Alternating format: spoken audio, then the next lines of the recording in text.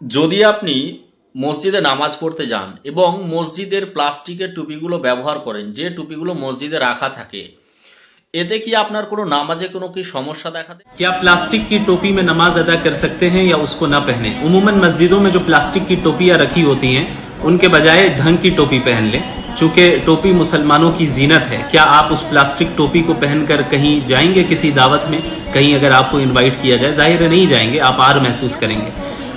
तो इसी तरीके से अल्लाह रब्बुल आलमीन के सामने हम खड़े हो रहे हैं, जो बादशाहों का बादशाह है, रब्बुल आलमीन है।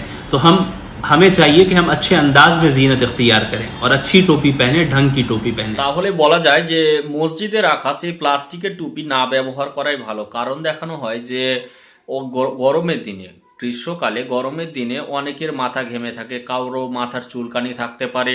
এক্ষেত্রে কি হয়, একটা টুপি কিন্তু অনেকজন ব্যবহার করে থাকে। এই টুপি যখন নোংরা হয়ে যায়, সেই টুপি পরে কি নামাজ পড়া, আল্লাহ পাকের সামনে হাজির হওয়া কি সঠিক হবে? আমরা কিন্তু বাইরে কোনো জায়গা গেলে কিন্তু পরিষ্কার পরিচ্ছন্ন ড্রেস পোশাক সবই পরে থাকি।